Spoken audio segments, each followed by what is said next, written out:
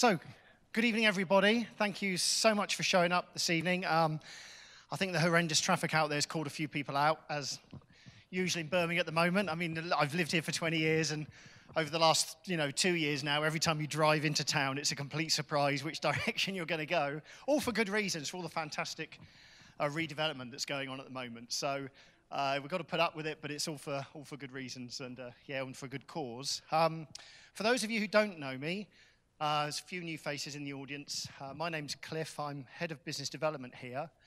About 6 years ago, I started a games tech business on the campus here.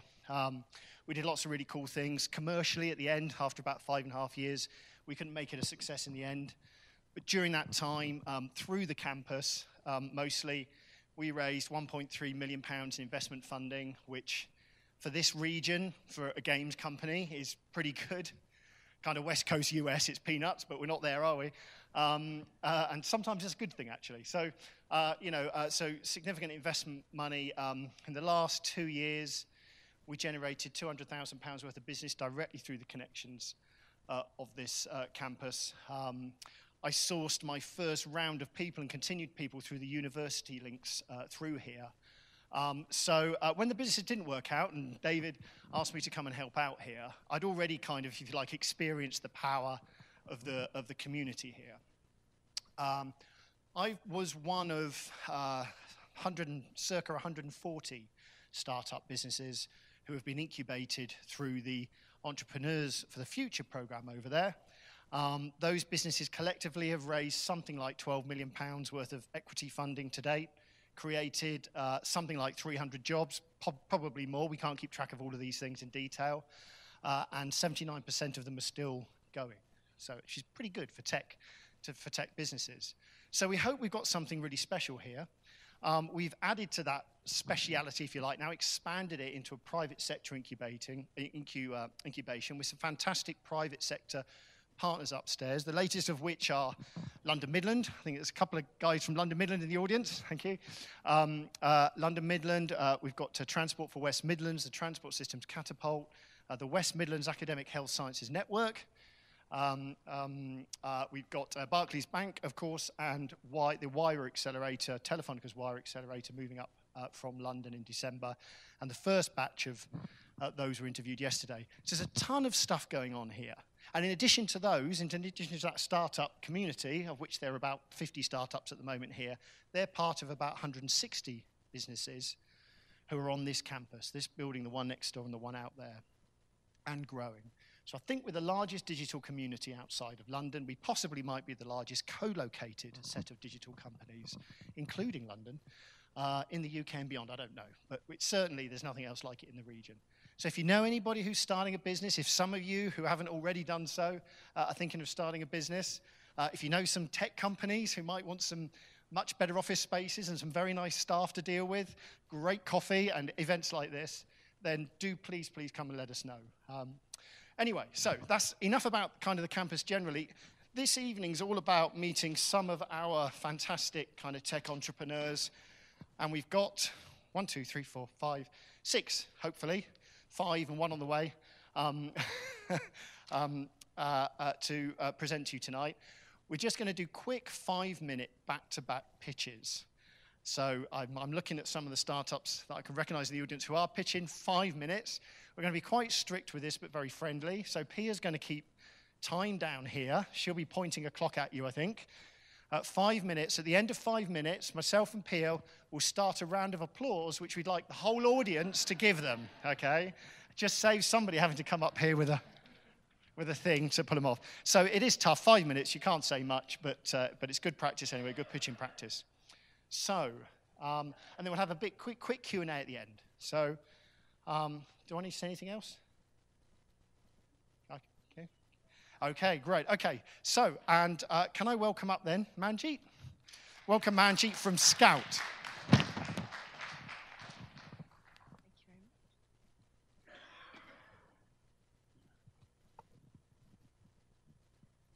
Watching schools getting bombed on the 6 o'clock news is not the best downtime after a long working day. Yet charities have to keep these headlines alive to engage us, the giving public. When you don't know who your supporters are or what messages they need, this just gets harder. Good evening. I'm Manjeet Sidhu, and I'm the founder and CEO of Scout.org. Scout.org makes capturing, storing, and profiling donors as easy as child's play. Built by a former senior developer at Save the Children US and designed by the former data manager at CompareTheMarket.com, Scout.org allows charities to create a segmented donor database in the cloud with zero technical skills. We're currently beta testing the platform with our first set of charity clients, and we're also developing workshops to increase user onboarding when we officially launch early next year. It's a really exciting time for us, and we've even had interest from overseas countries, partners in China and potentially South Africa. We've got some great pitches to come, but this evening I wanted to talk to or present to would-be startups that are thinking of starting their own tech business and sharing some of my journey with them over the last 12 months. So I've been funding Scout to date with my own money. I've been running a micro-digital marketing business for the last 4 years, and I've used my income from this in the form of directors' loans to build key functions and features that charities need within Scout. This is great. It means that I don't have anyone to answer to, and it also means that I can work to my own timelines. But if I want to scale and accelerate and also internationalize at the rate that I want, I'm actually going to need some investment. Now, I've recently learned that it takes 100 conversations with 100 different investors to secure your first round of funding. I've had 5 conversations, and although I'm brilliant at talking about the problem and the solution and the market size, it's growing and it's virtually recession-proof. And also the competitors and how Scout has a unique USP, even though it's a crowded market space. Numbers isn't my strong point. So I can either focus my next couple of months getting my head around numbers, or I can outsource this to someone who's going to be able to do it better. So I've taken the latter option, and I've recently sourced and recruited someone who loves numbers as much as investors, and we're working on a commission basis. So any investment that he brings into the company over the next 6 months, he will get a cut of that. You may be interested to know that this particular finance whiz genius is actually an overseas MSc student at Aston University over the road. He is half American, half Egyptian. He wants to be an investment banker. He has experience working with VCs and angels, and he's also run his own business. He's one of 4 interns that I've taken into Scout this month. They're all equally brilliant, equally talented, equally committed to their profession, and now also equally committed to Scout. I would love to go out and hire the best talent that I can find, but without the investment, I can't afford that. So I'm doing the next best thing, which is devoting my time to training and coaching the best future talent that I can find over at the university. This is the second round of interns that I've taken within the company, and outside the core team, which is myself, my CTO, and my developer, they have been fundamental to the growth of Scout. And certainly it's a great interim solution if you're waiting for the investment round and waiting to make your first hire. So again, outside the core team, which is myself, my CTO, and my developer, John and Joe are the most critical people to the future development of Scout, and that's because they make sure that as a startup business, I am making the right decisions for Scout, not just now as a startup, but how it develops and how it progresses. I have to be honest, I don't always take their advice, but that's okay, because it's okay for me to make mistakes and learn from them, rather than just take the advice that I'm given. But both these programs, E4F and Entrepreneurial Spark, are a safe place to fall, although one of them is more forgiving than the other, I have to admit. So I'm going to quickly wrap this up. Last year, I went to a talk by CREM, which is a Centre for Research into Ethnic Minority Enterprise over at Birmingham University. And they highlighted how ethnic minority businesses shied away from networking. And I recognise this in myself, and I want to give Scout a fighting chance. So I've made it my second job to network as hard as I can this year. It's paid off. I've recently been invited to join the board of directors at Silicon Canal and also the Child Poverty Commission at Birmingham City Council. So for a startup tech company that works with charities, it's a really good start and proves that networking works. Okay, thank you.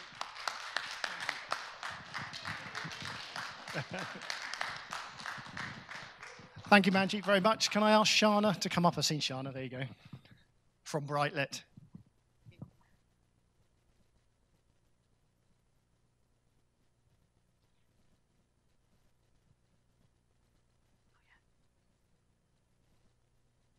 Okay, good evening, everyone. My name's Shana Owen, and I'm the Managing Director of Brightlet. How many of you here are landlords or have been landlords or tenants? Yeah, you're going to love this. So what is Brightlet? Brightlet is a cloud-based piece of technology that will change the way landlords, tenants, and tradesmen manage, advertise, and let their properties. So what do I mean by that? Traditionally, the way the market has gone previously and historically is landlords tend to use two approaches to letting and managing their properties. So they either use a letting agent or they can manage and manage their properties on their own. However, by doing that, they face a number of challenges. I'm just going to go through a couple of these for you. So in terms of using a letting agent, I think the very first challenge really is expense and price. And with regards to managing on their own, they're using various different means to be able to manage their properties on their own. And quite often or not, they're not having that clear oversight over everything that they're doing with regards to that management.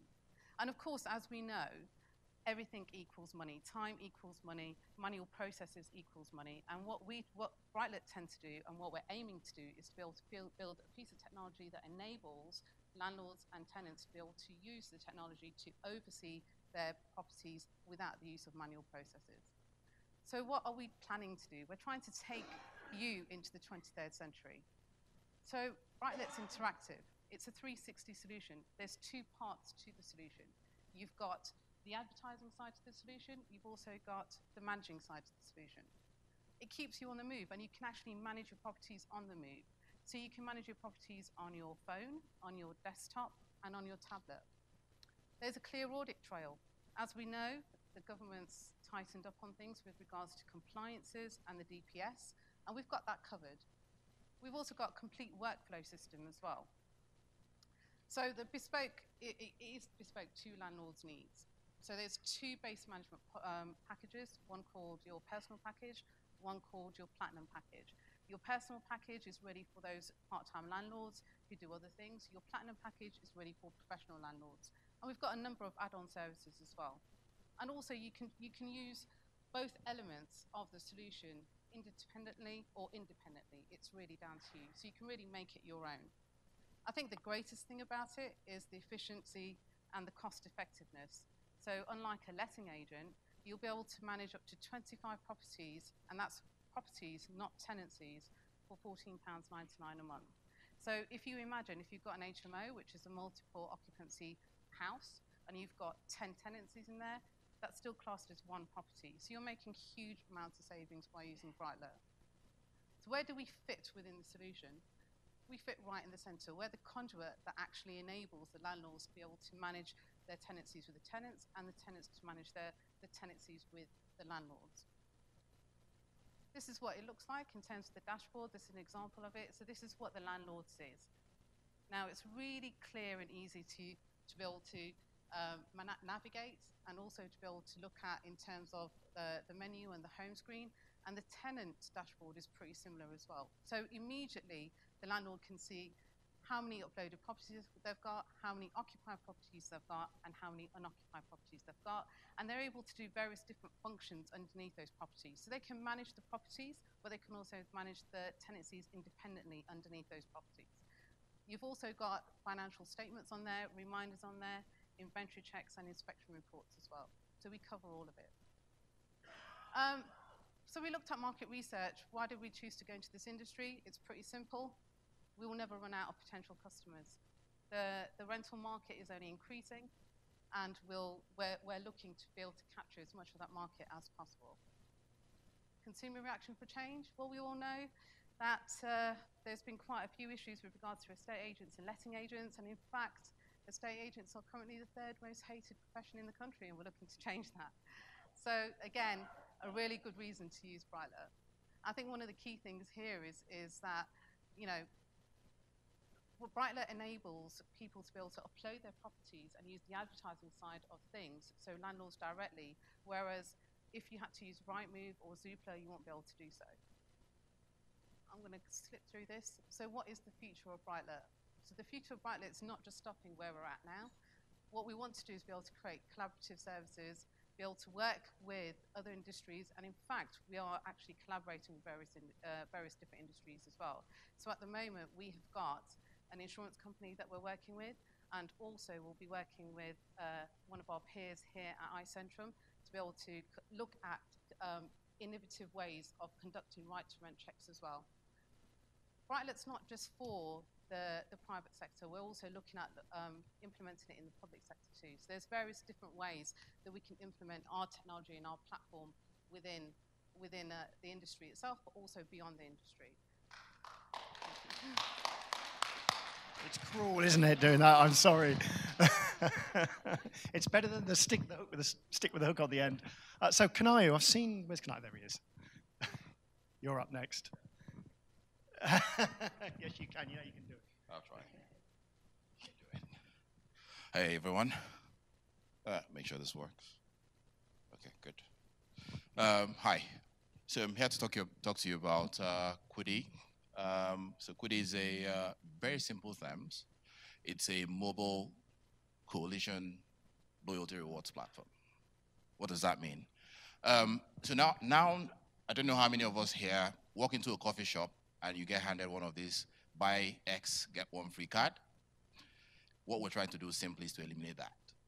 So we want to get to a point where you walk into any of your favorite shops, show them the Quiddy app, and you should be able to get your stamp. Simple as that. We're not trying to change the world, but we are, I think. And so essentially, who has the problem? Independent businesses find it hard to know who their customers are. So you come in, they give you that card, they stamp it all day long, you lose it, they give you another one. They don't know who you are, they give you a free coffee, right?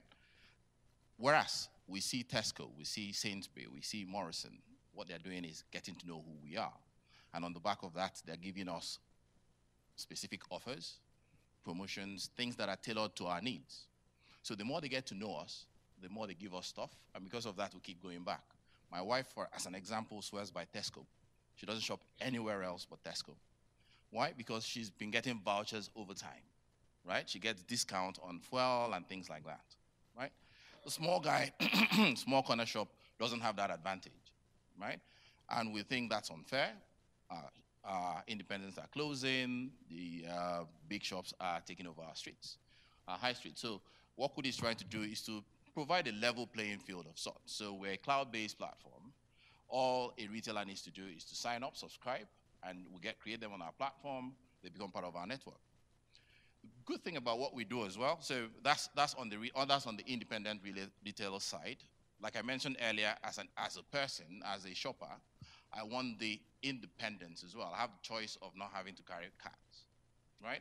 And I want to have that singular app that I can use anywhere I like. So all my favorite retailers, if they're on the platform, I can use it all day long. One of the things that we've tried to do with the platform is so it enables them to collect details.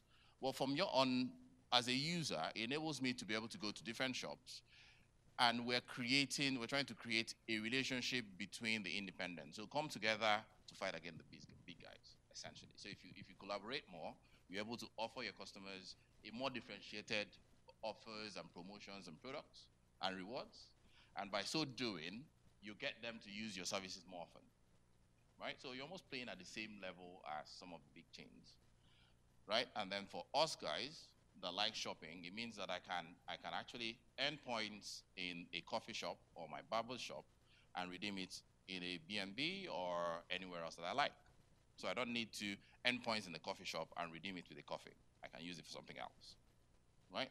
In simple terms. And so this is what we see as our product vision. So what we're trying to do is to become the customer information tool of choice for small and medium-sized retail businesses in the UK.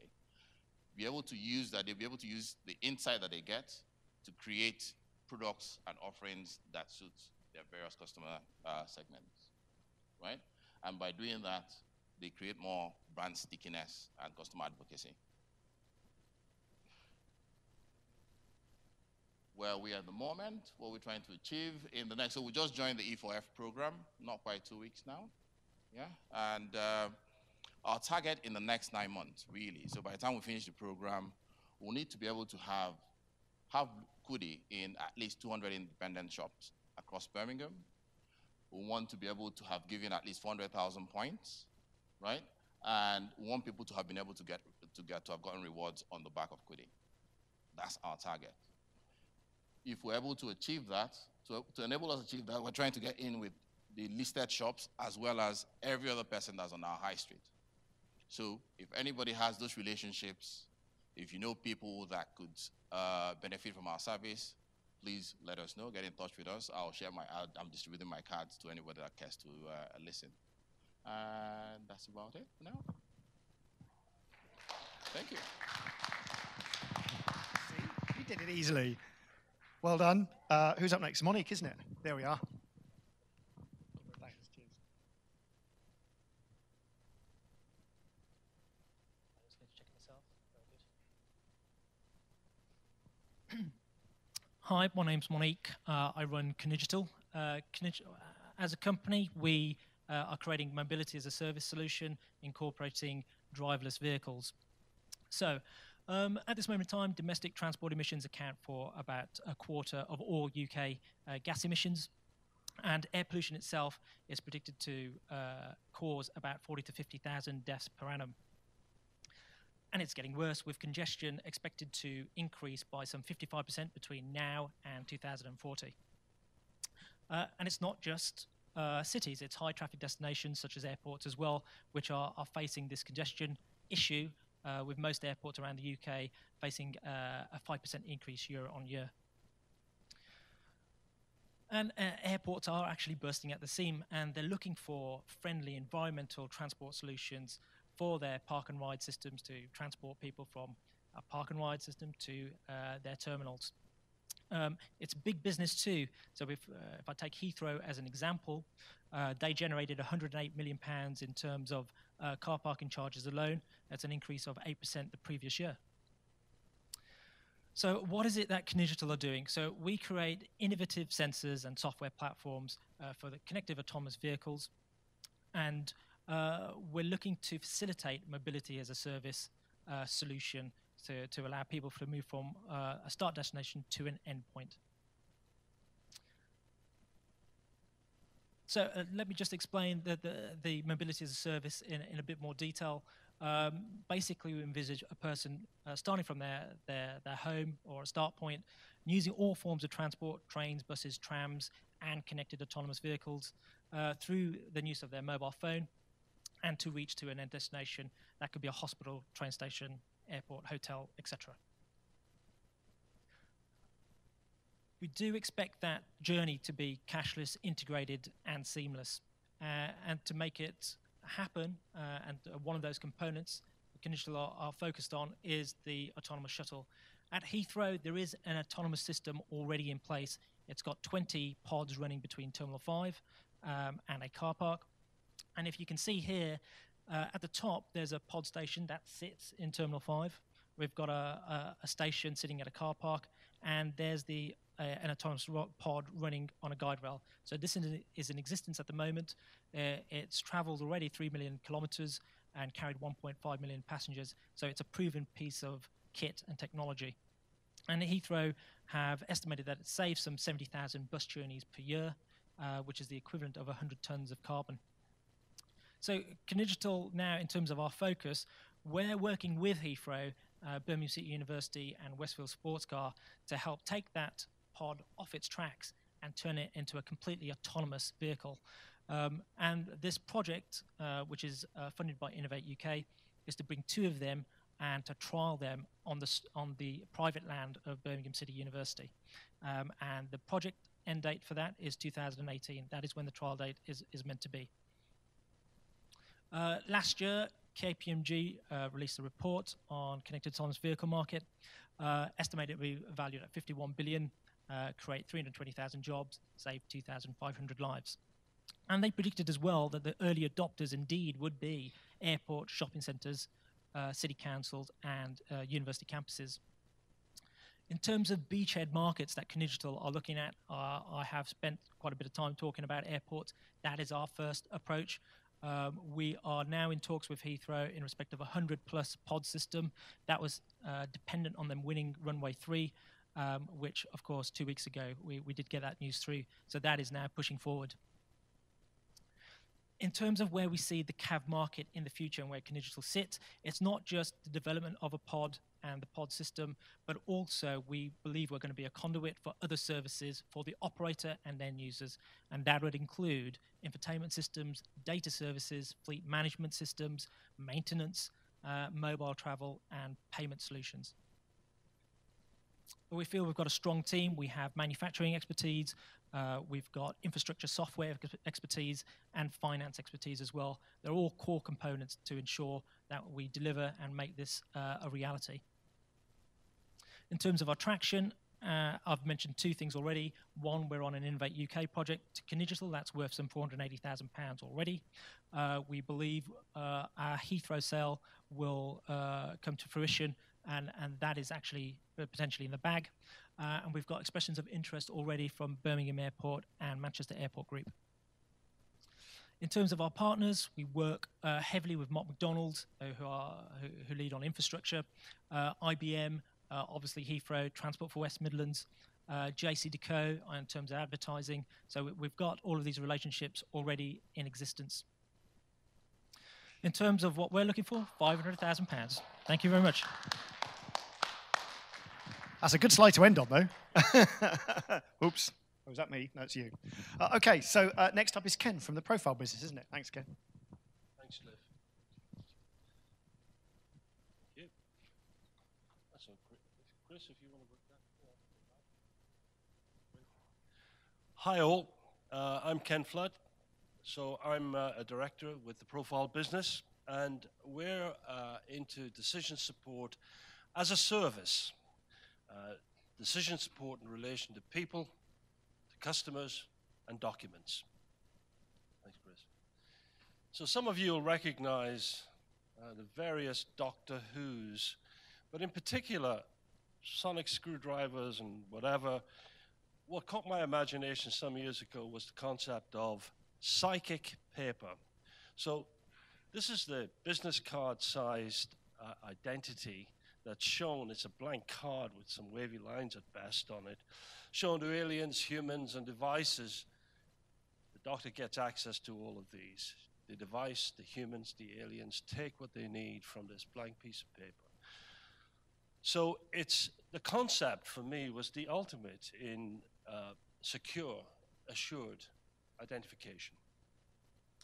And today's world really pivots on identification. So thanks, if you move us along. Identification's quite an extensive area, actually, because it's very important to us, but even more important to others. And in practice, our ID is actually, every day, is down to what's important about us to other people. Because that gives us access to what we need from them, and it helps them to manage the risk associated with supplying us. And the long and short of it is the level of risk will determine the level of assurance that they need about us, and that we are who we say we are, that we are a real person, and that we are who we say we are. Thanks. If we go next. Yep.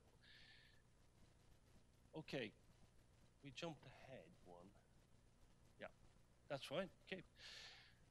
The interesting thing is that these are just some of the areas that other people want to know about us. It's extensive. Employers will want to know about our competency and character. The government want to know about our compliance and whether we're entitled to what we're claiming, and so on and so forth. And this can be quite demanding because, for example, if you want to work with the government, you need to go through the BPSS, the Baseline Personnel Security Standard check, and that's 143 personal attributes that are then taken away and vetted, so checked and double-checked, and that process takes about 40 days. But on the other hand, some providers just want to know that we're 18 and we're allowed into the bar, and that's so it varies. And actually, again, I repeat, identity is about what matters about us to other people. So let's take a look at some of the pain here. I think the figures speak for themselves, so I'll remain silent on this. But just to say that all of the research shows that typical fraudsters are 3 times more likely to be married, 5 times more likely to hold a postgrad degree, 16 times more likely to be a manager or executive. It's a 72 billion pound problem. Now, people at relatively low levels in modern organizations have access to extremely valuable assets. And I think so it's not just about employers, it's not just about individuals. Barclays, our sponsors, for example, here, it takes them 5 days. If we can go to the next one, thanks, Chris. Yep. They really need to know a lot of information about the customers they deal with. It's regulated, Bank Secrecy Act, AML regulations.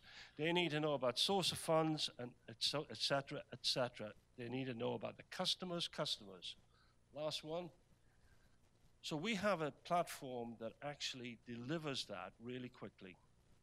So we take in information really quickly, the information that matters to the customer. We go away and we search that information, get the validation, and we present decision support in context to what matters to the customer. And that's essentially what we do. So I'm about out of time. I'll leave you with that. I hope that sort of helped you understand the profile business. And again, bang on time. Thank you, Ken. Thank you. So last and definitely not least, Joel, can I invite you up? Joel Blake from Felix. Another one of our Serendip. Okay. Hi, good evening, everyone. Can you all hear me? Is that all right? Cool. So I've been involved in working with small businesses for the last 10 years here in the Midlands, and about the last 50, and another 5 years in terms of nationally. And I'm super passionate about helping small businesses to really grow. But what I recognize is that we're in a different world of business. And that different world of business is because of the increase of data. Data affects all aspects of our lives and all aspects of our business.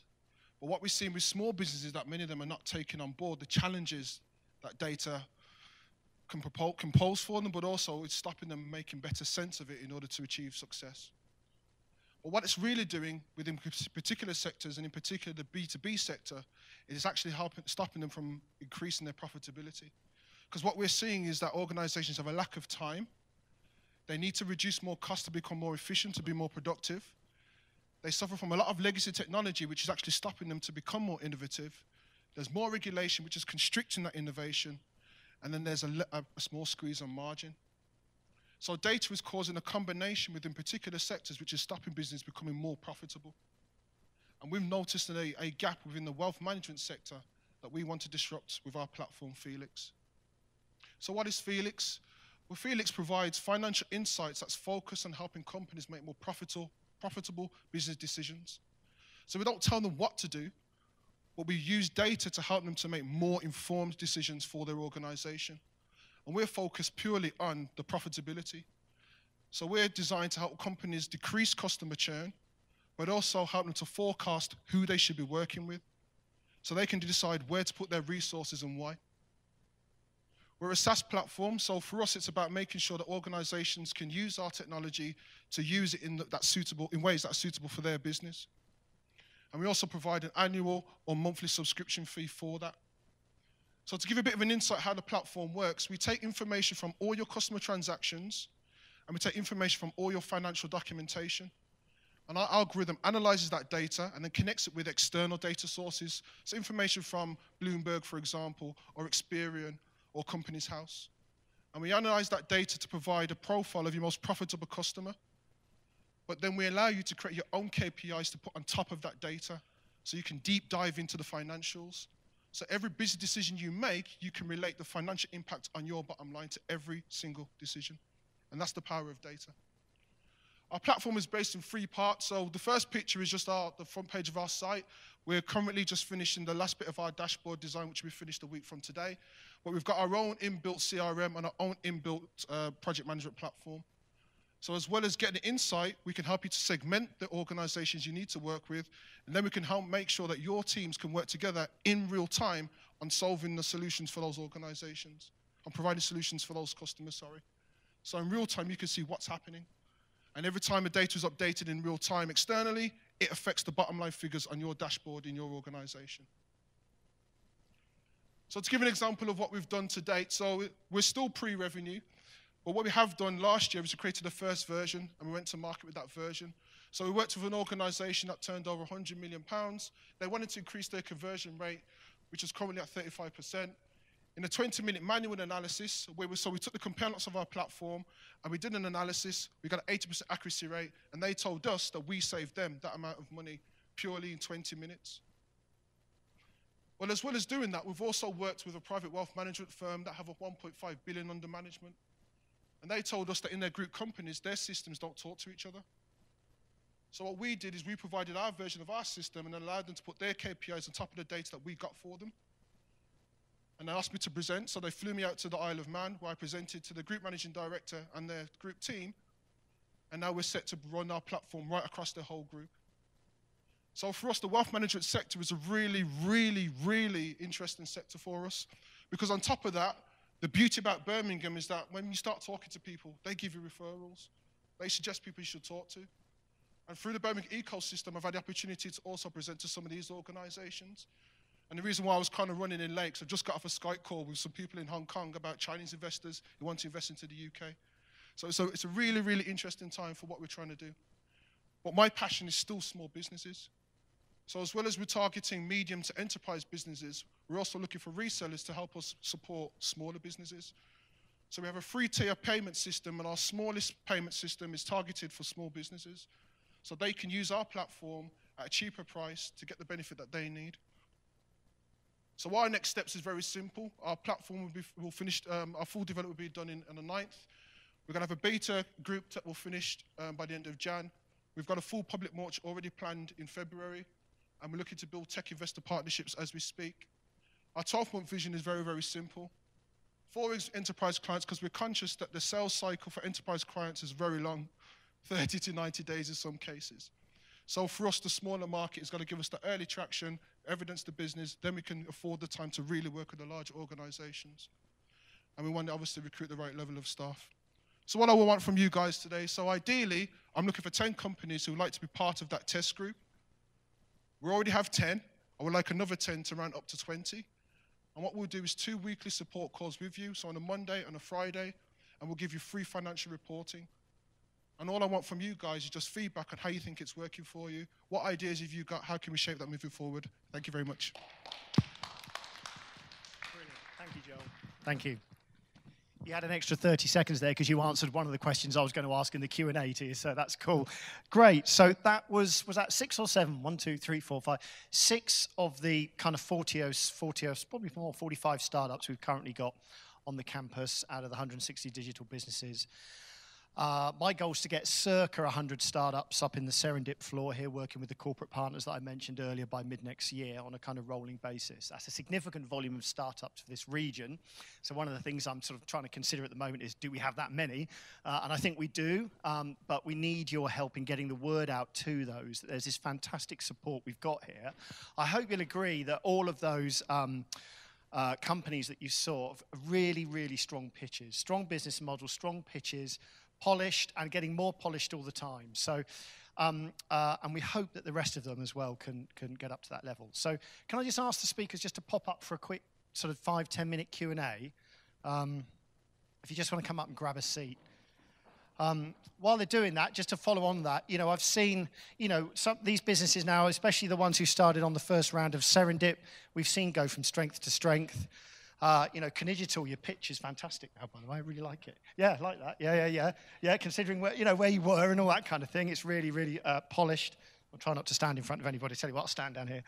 Brightlit, you came in really strong, and you've just gone from strength to strength anyway. So I'm pretty convinced you would have done it without anything here anyway. But really good. You've all done fantastically. From the health sector, a chap bumped into me yesterday. I won't say who it was, and just said he said, "Oh, hi, Cliff. Just to let you know, within 2 weeks of being here, we raised 150,000 quid." Wow, I just didn't realise there's so much stuff going on the campus. Very, very hard to keep track of it. But anyway, with that in mind, I just want to do a quick Q&A with these guys. For those of you who have either got businesses at the moment or thinking about starting them, just starting out on your journey, maybe like me, you've been around the block once and thinking, should I do that again? And feel the pain. I just thought it'd be good to give you an opportunity to ask some questions. So while you're just thinking about your first one, I'm going to ask a general one to the panel, which is, so fantastic businesses, all of you made great progress. Some of you have done it before. What is it that you've experienced that's been harder than you thought it was going to be? What's the one thing that sticks in your mind that you think is harder than you thought it was going to be? So time management, Cliff. I on 2 programs, an incubator and an accelerator. I'm running a digital business and a new startup, and I really did think I could do it all. And I'm working all the hours that I have and more, but I didn't think it was going to be this challenging.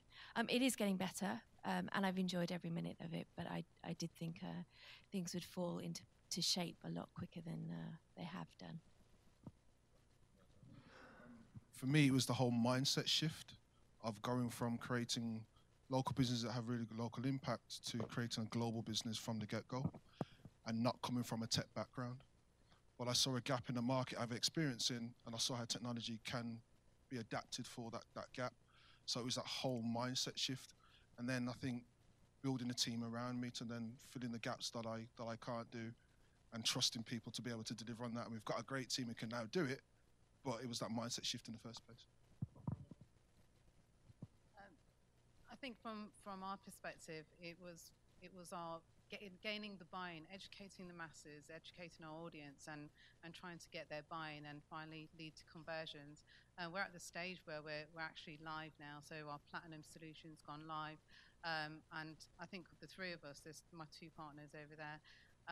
What we found really the most difficult is to try and get ourselves out there, so in terms of brand exposure, but because it's disruptive, and we truly believe it is disruptive within the industry, it's actually getting our audience to change their mindset to say, we can adopt something else. This is the 3rd way, and we see ourselves as the 3rd way. In fact, I was going to say the exact same thing. So I think for us, it's kind of similar. It's getting people to understand that there is change. So especially because of the industry because of the sector that we're dealing with, they find it harder to adopt new technology. So I can understand how it makes sense. We see how it makes sense, but it's interesting when you go and have those conversations and all they see is the numbers, and they can't quite understand the role that data plays in the current economy. Okay, great. Sorry, Ken, do you want to? For us, our most challenging issue has been marketing and positioning, particularly in respect of marketing.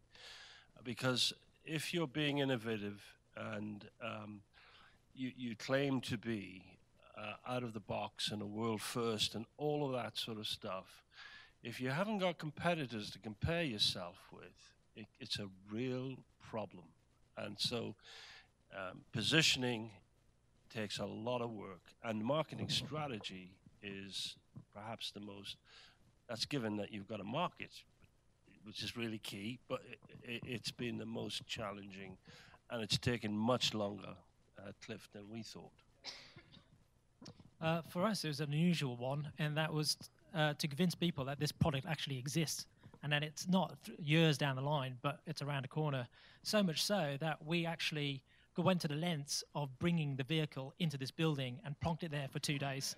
So people could touch it and feel it and sit inside it. And we said, yes, it's here. It exists in the form that it is. That's been an unusual one.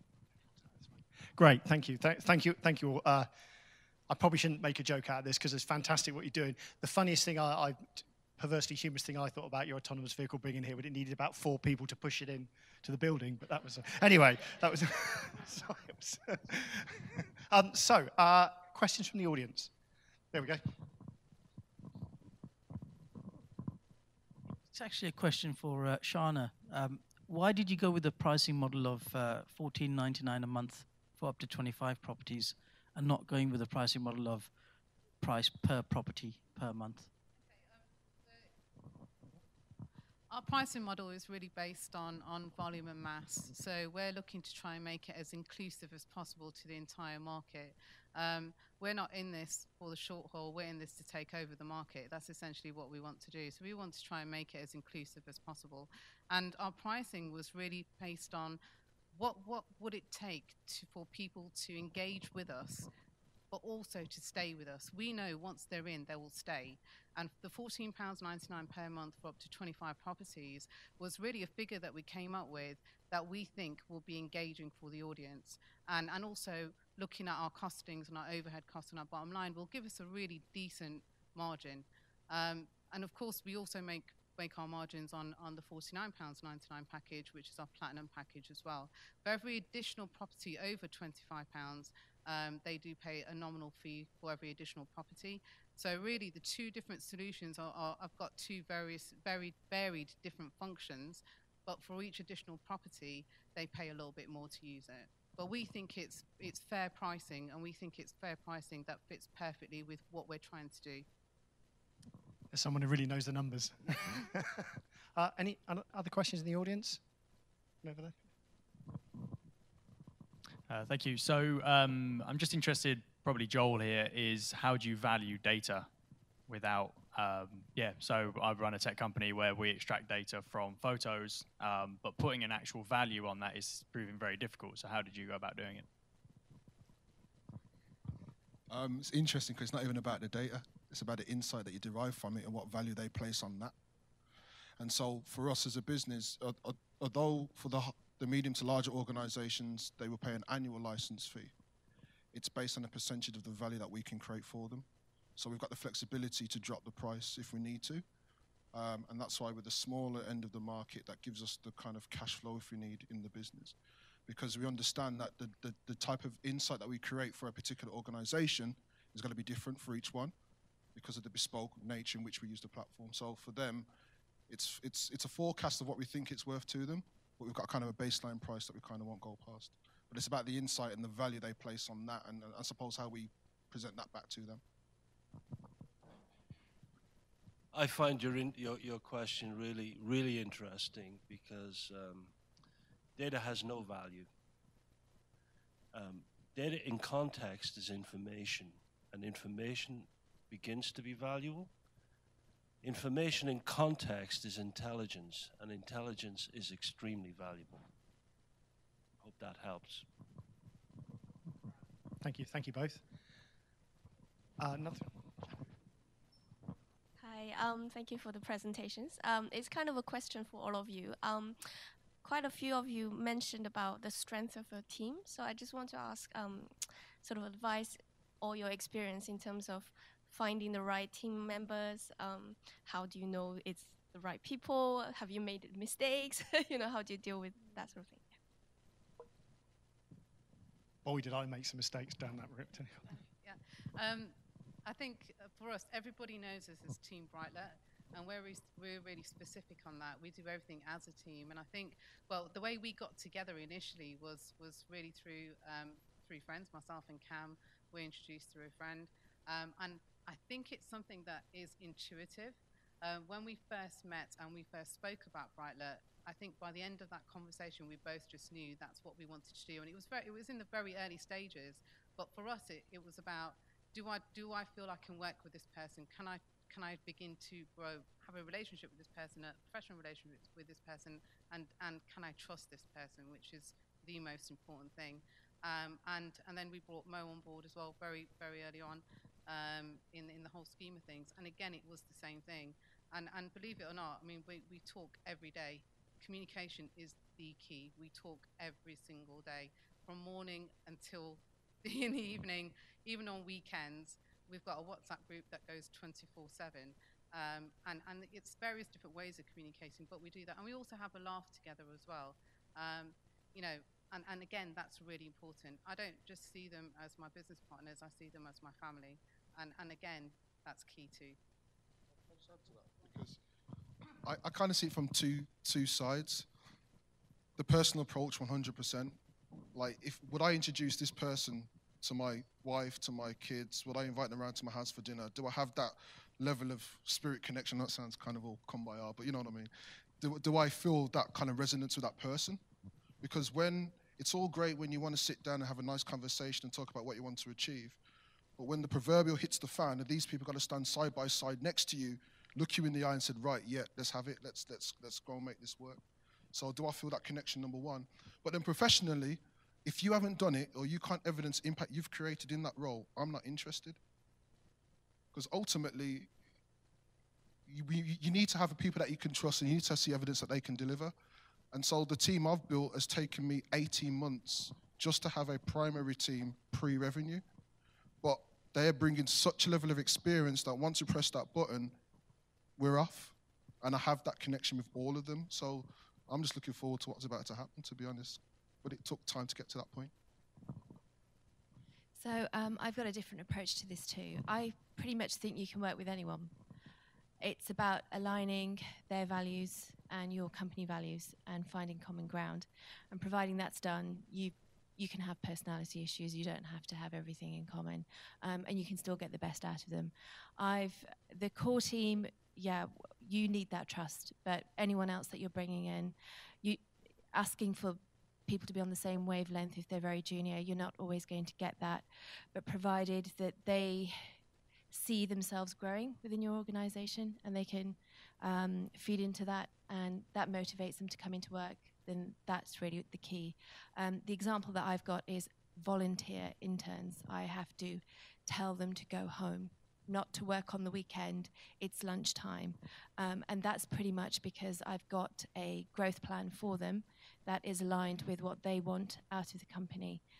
And yeah, that's one way of looking at it if you're not finding people on the same wavelength. I think this is an interesting question too, because I think the commitment that has been talked about is really important, but it's not the most important thing. Competence is the most important thing, the executive team for any business. And that's not even the most important thing in our situation, because timing is even more important than that, being in the right place at the right time. But the executive team is more important than the idea. And competence, I think you have to start off and build people into your business rather than build your business around people. Because sooner or later, if you don't do that, you're going to have difficulties. Great, thank you. Do you mind if can I move on to it? I think I'm conscious of your time, so perhaps take one more question if there is one. Yeah? It's a question to Joel. Your idea, is it a business intelligence software, I believe?